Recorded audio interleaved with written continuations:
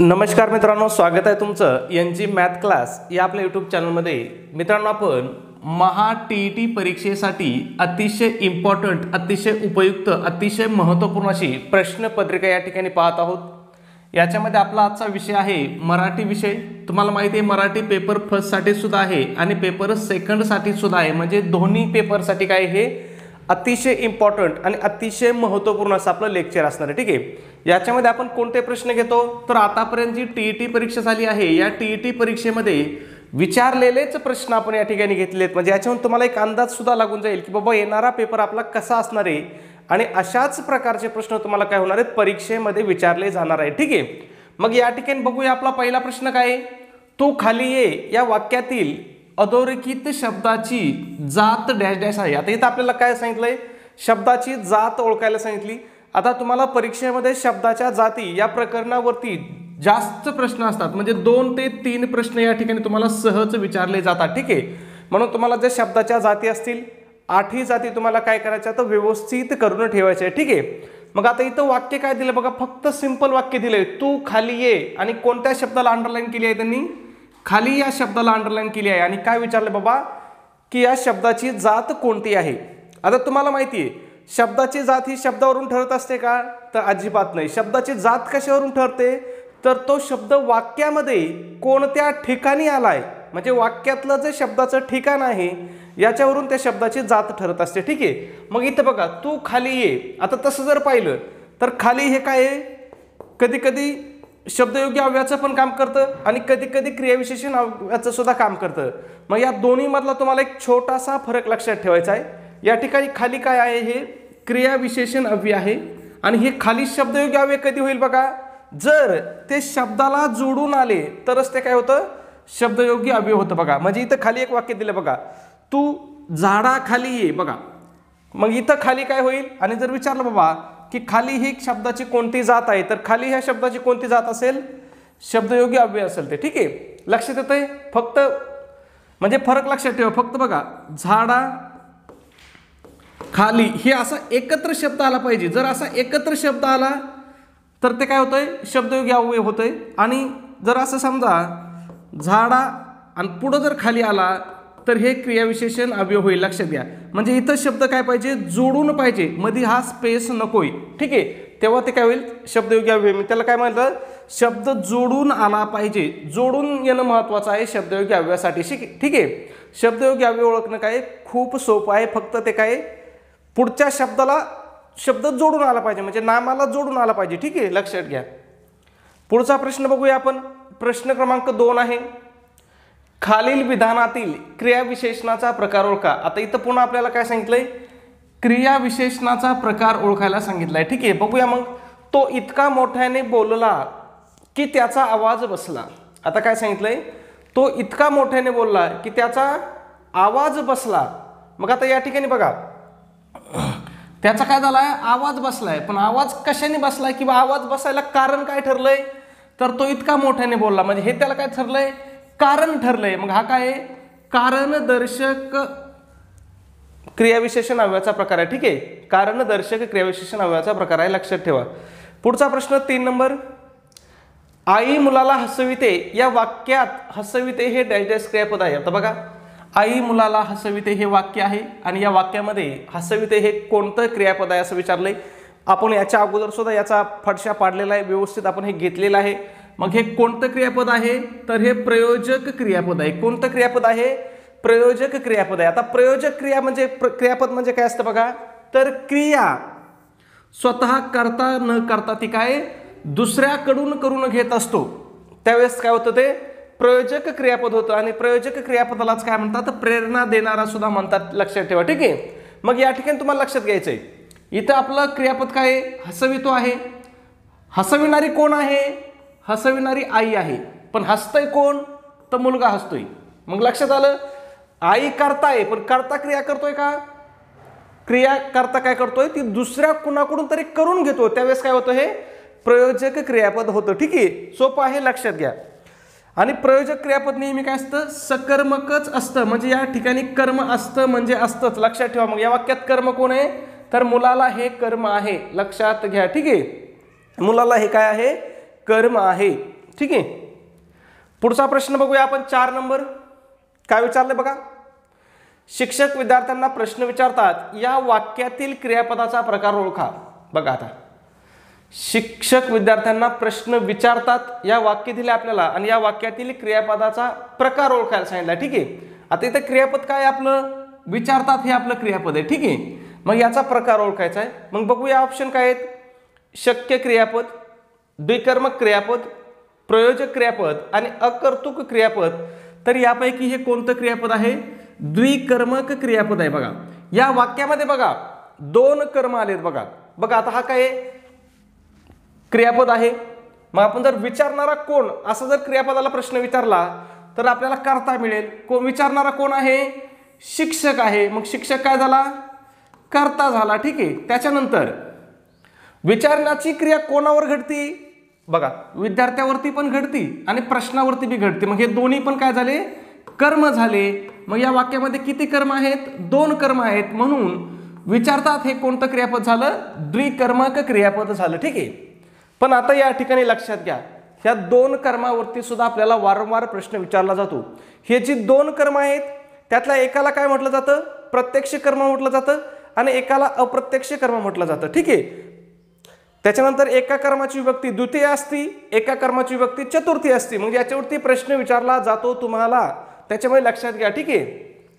बघा आता इथं मी एकदा सगळं क्लिअर करतो. इथं तुम्हाला असं सुद्धा विचारू शकतात, शिक्षक विद्यार्थ्यांना प्रश्न विचारतात, या वाक्यातील प्रत्यक्ष कर्म कोणते, काय या वाक्यातील प्रत्यक्ष कर्म कोणते विचारू शकतात. ठीक आहे.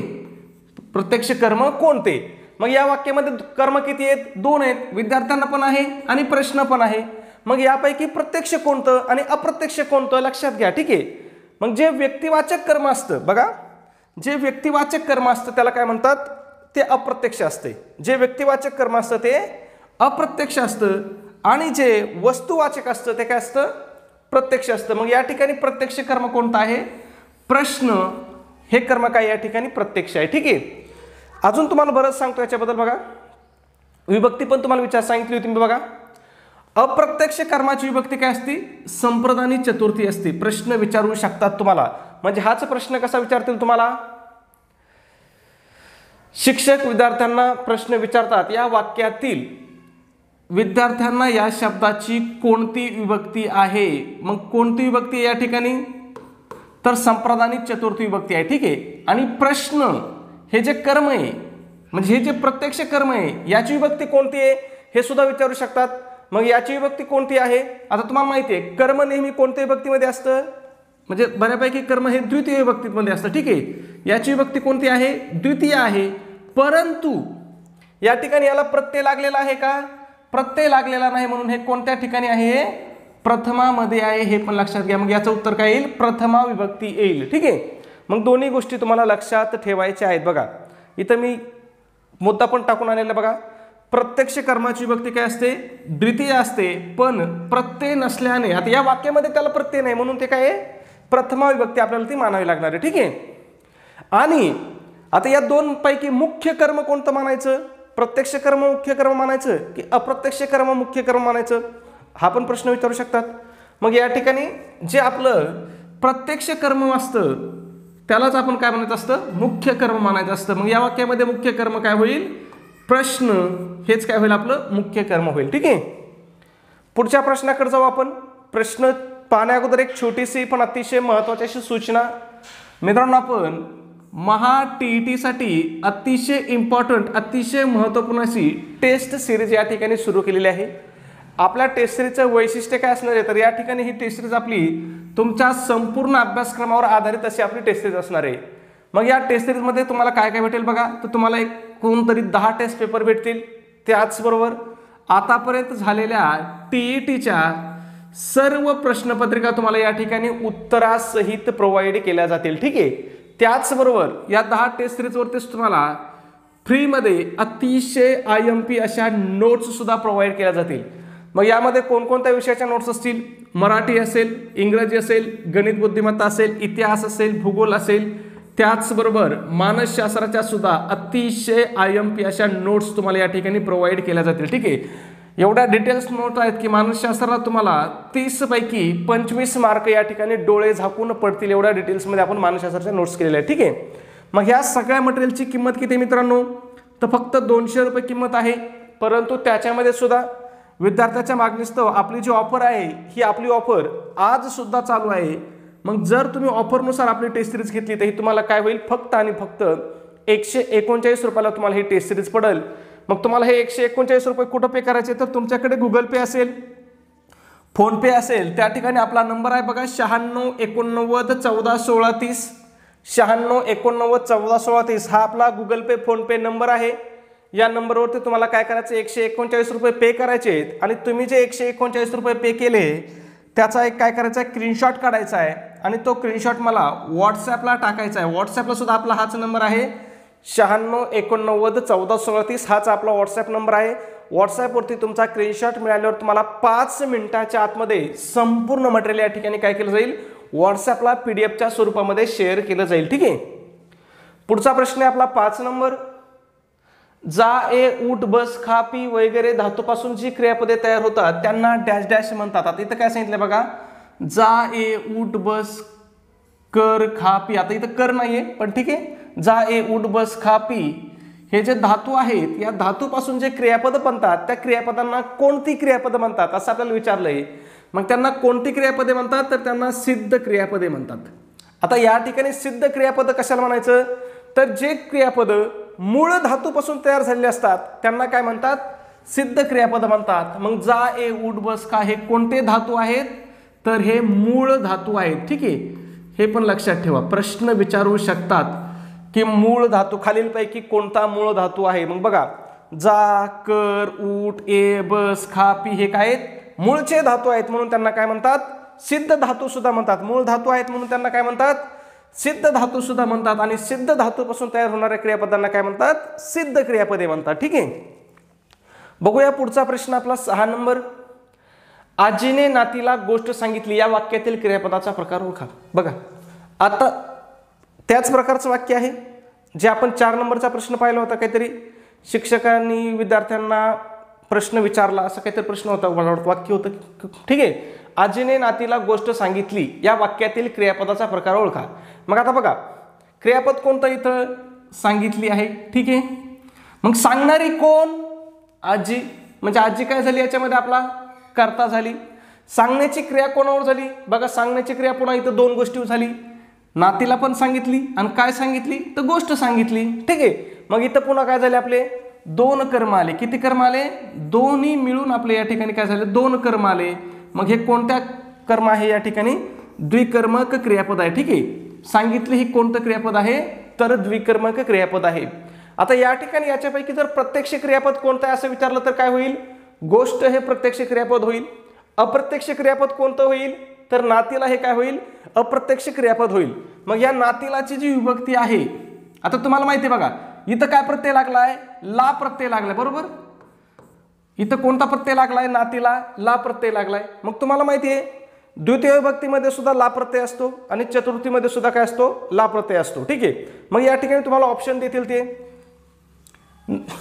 की आजीने नातीला गोष्ट सांगितली या वाक्यातील नातीला या शब्दाची विभक्ती ओळखा. मग तुम्ही म्हणताल सर ला प्रत्यय लागलाय, मग आम्हाला माहिती आहे सलाते, सलाते, सला नाते. ठीक आहे. सलाते आणि सला नाते. मग तुम्ही म्हणताल सर ला प्रत्यय इथं आहे. ठीक आहे. मग हे काय आहेत, द्वितीयचे पण प्रत्यय आहेत आणि चतुर्थीचे पण आहेत. मग यापैकी कोणती द्वितीय उत्तर लिहिताल की चतुर्थी उत्तर लिहिताल, तर लक्षात ठेवायचं इथं हे काय आहे, अप्रत्यक्ष कर्म आहे. आणि अप्रत्यक्ष कर्माची विभक्ती काय असते, नेहमी नेहमी चतुर्थी विभक्ती असते. म्हणून आपल्याला उत्तर काय लिहावं लागेल, चतुर्थी विभक्ती उत्तर लिहावं लागेल. म्हणजे तुम्हाला नुसते हे विभक्तीचे प्रत्यय पाठ असले आणि विभक्ती ओळखता येईल असं नाही. त्या वाक्यामध्ये त्या शब्दाचा वापर कसा केलाय याच्यावरून सुद्धा द्वितीय आणि चतुर्थी विभक्ती ठरवली जाते, कारण दोन्हीचे प्रत्यय काय आहेत, सारखेच आहेत. ठीक आहे. पुढचा प्रश्न काय 7 नंबर. पुढे दिलेल्या वाक्यामधील भावकर्तृक क्रियापद असलेले वाक्य ओळखा. आता पुढे बघा हे भावकर्तृक क्रियापद, प्रयोजक क्रियापद, भावकर्तृक भावे प्रयोग तुम्हाला मी किती वेळ सांगितलं. आता इथं भावकर्तृक विचारलंय ना, तुम्हाला फक्त क्रियापदामध्ये 3च क्रियापद विचारले जातात. इथं बघा तुम्हाला 100% सांगतो गडगडले, मळमळले आणि उजाडले. गडगडले, मळमळले आणि उजाडले. तुम्हाला एक सांगतो मित्रांनो, जे मोरा वाळंबेचं मराठीचं पुस्तक आहे ना, मोरा वाळंबे बाप पुस्तक आहे, ठीक आहे, मोरा वाळंबे, त्याच्या बाहेर तुम्हाला मराठीवरती प्रश्नच जात नाही व्याकरणामध्ये, ठीक आहे. त्याच्यात कुठल्या जर चॅप्टरमध्ये जर समजा 3 उदाहरणं दिली असणार ना, तर प्रश्न त्या 3 उदाहरणांवर येणार. कुठं जर 5 उदाहरणं दिली असणार ना, तर त्याच्यापैकीच एकावर प्रश्न विचारणार. आणि कुठं जर 2च उदाहरणं असतील ना, तरी सुद्धा तिथंच प्रश्न येणार. म्हणजे तुम्हाला 5-50 उदाहरणं दिलेलं पुस्तक बघायचं नाही. फक्त मोरा वाळंबेमधल्या कन्सेप्ट समजून घ्या. तुमचा मराठी व्याकरणामध्ये 1 सुद्धा मार्क जाणार नाही, ठीक आहे. मग या ठिकाणी बघा, तुम्हाला काय सांगितलं होतं मी, डायरेक्ट गडगडले, मळमळले, सांजावले बघायचे. बघा मग कुठे इथं काय हसविते, इथं पानावले, बघा सांजावले, बनविले, बघा आलं की नाही, सांजावले, गडगडते, मळमळले, उजाडले, सांजावले शब्द आला. हे झालं आपलं काय, भाव कर्तृक क्रियापद, ठीक आहे. आता या ठिकाणी बघा हसविते, आता हे बाकीचं जाऊ द्या, ठीक आहे. हसविते हे कोणतं क्रियापद आहे, आताच आपण घेतलं होतं, कोणतं आहे, प्रयोजक क्रियापद आहे, बरोबर. म्हणजे हाच प्रश्न आहे असं देऊ शकतात. फक्त इथं भाव कर्तृक ऐवजी काय विचारू शकतात, पुढील दिलेल्या वाक्यामधील प्रयोजक असलेले किंवा प्रयोजक क्रियापद असलेले वाक्य ओळखा, ठीक आहे. क्रियापद शब्द सुद्धा इथं आहे असंच ठेवतील. प्रयोजक फक्त भाव कर्तृक शब्द खोडून टाकतील, ठीक आहे. मग प्रयोजक क्रियापद कोणतं या ठिकाणी, हसविले हे प्रयोजक क्रियापद आहे. त्याच्यानंतर दुसरं वाक्यामधलं क्रियापद काय आहे, पानावले हे क्रियापद आहे.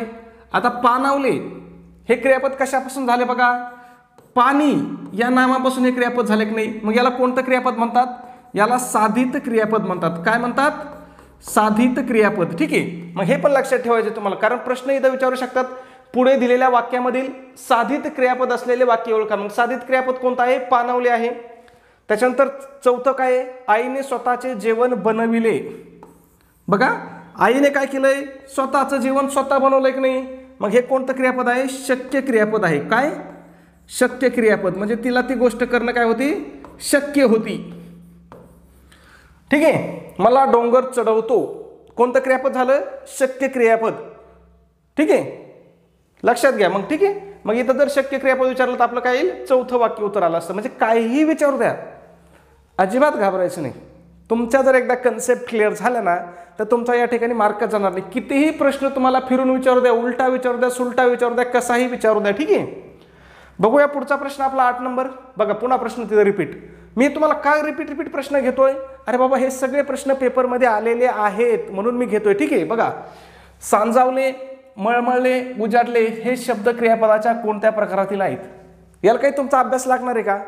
तुम्हाला काय सांगितलं मी, सांजावले दिसलं, मळमळले दिसलं, उजाडले दिसलं, गडगडले दिसलं की कोणतं क्रियापद टाकायचं, भाव कर्तृक क्रियापद टाकायचं. आणि जर हे शब्द वापरून जर आपल्याला प्रयोग विचारला तर कोणता प्रयोग टाकायचा, भाव कर्तृक भावे प्रयोग. कोणता, भाव कर्तृक भावे प्रयोग. म्हणजे तुम्हाला प्रयोग विचारू किंवा क्रियापद विचारू, ठीक आहे, काही डोकं चालवायचं नाही. हे 4 शब्द दिसले की भाव कर्तृक लिहून टाकायचं, ठीक आहे. पुढचा प्रश्न, हे सांगितलं मी बऱ्याच वेळ सांगितलं, पुन्हा पुन्हा सांगायची गरज सुद्धा नाही, ठीक आहे. मावशी गप्पिष्ट असल्याने डॅश डॅश बोलत होत्या. आता गप्पिष्ट व्यक्ती म्हणजे काय, जास्त बोलणारी व्यक्ती. गप्पिष्ट म्हणजे काय, जास्त बोलणारी व्यक्ती, ठीक आहे. मग जास्त बोलणारी व्यक्ती काय होईल, हातचं राखून बोलल का, नाही. कमी बोलल का, नाही. थोडक्यात बोलल का, नाही. तर कसं बोलल, भरभरून बोलल्या. मावशी गप्पिष्ट असल्याने भरभरून बोलल्या, या ठिकाणी आपलं योग्य वाक्य होईल. पुढचा प्रश्न 10 नंबर. खालीलपैकी कोणता शब्द बहुव्रीही समासाचे उदाहरण नाही. बघा बरं का, नाही विचारले पुढं. बऱ्याच वेळेस काय होतं, आपल्याला असं वाटतं की बाबा इथं काय विचारलं त्यांनी, बहुव्रीही शब्द दिलाय. मग आपण काय करतो, आपल्याला समासाचे 2-4 वाक्य माहीत असतात, 2-4 शब्द माहीत असतात. मग आपण गप्पिष्ट याच्यात बघतो आणि उत्तर देऊन टाकतो. मग उत्तर आपलं चुकतं. त्यांनी काय विचारलं आपल्याला, नाही विचारलंय.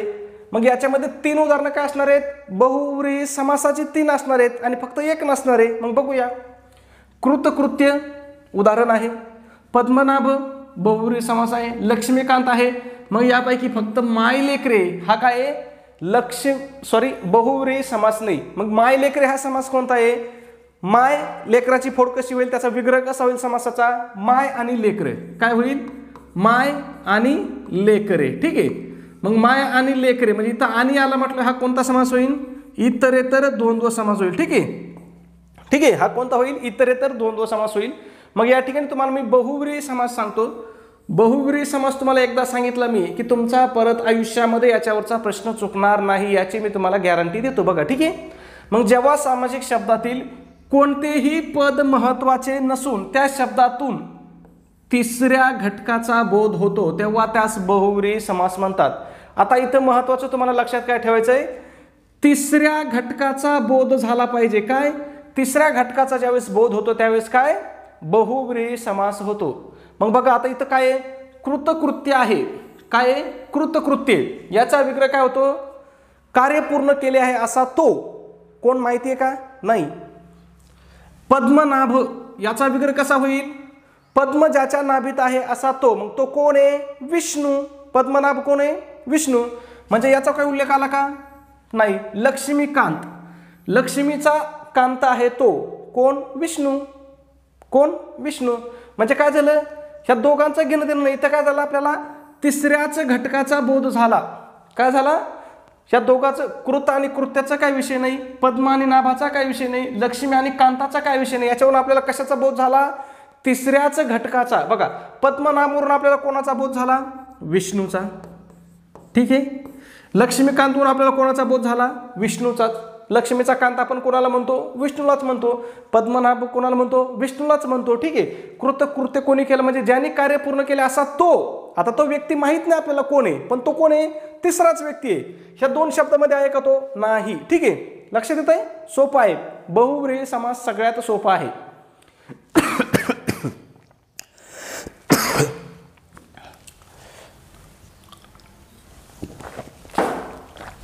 पुढचा प्रश्न आहे आपला 11 नंबर. सॉरी, व्यथित शब्दाचा विरुद्धार्थी ओळखा. आता इथं आपल्याला एक शब्द दिलाय व्यथित आणि काय सांगितलं बाबा? या शब्दाचा विरुद्धार्थी शब्द ओळखायचा आहे. ठीक आहे. मग बघा, विकल, पीडित, दुःखी आणि आनंदी. तर यापैकी विरुद्धार्थी शब्द काय होईल? व्यथितचा आनंदी होईल. विकल, पीडित आणि दुःखी हे व्यथितचे कोणते शब्द आहेत? तर हे समानार्थी शब्द आहेत. ठीक आहे. पुढचा प्रश्न आपला 12 नंबर सोपा आहे. शिशिरागम हा काव्यसंग्रह कोणत्या प्रसिद्ध व्यक्तीचा आहे? कोणता? शिशिरागम. शिशिरागम हा काव्यसंग्रह कोणत्या व्यक्तीचा आहे? तर तो बासे मर्ढेकरांचा आहे. मग मर्ढेकरांचे इतरही काव्यसंग्रह तुम्हाला लक्षात ठेवायच्यात. काही कविता, आणखी काही कविता. ठीक आहे. त्याच्यानंतर विंदा करंदीकर यांच्यावरती तर वारंवार प्रश्न आपल्याला विचारला जाते. खूप इम्पॉर्टंट आहे, खूप महत्त्वपूर्ण आहे. मग अष्टदर्शनी आहे, जातक आहे, स्वेदगंगा आहे आणि मृदुगंध आहे. ठीक आहे. त्याच्यानंतर कुसुमाग्रज यांच्याबद्दल तर काय भाऊ तुम्हाला न सांगितलेलंच बरं किती महत्त्वाचं आहे ते तुम्हाला माहिती आहे. ठीक आहे. मग त्यांचं विशाखा, मराठी माती, स्वगत, वादळवेळ यापैकी या विशाखावरती आपल्याला प्रश्न विचारलेला आहे. ठीक आहे. बाभो बोरकर, आनंद भैरवी, गीतार चित्रवाणी. आता यांच्यावरती अजून प्रश्न आलेला नाही.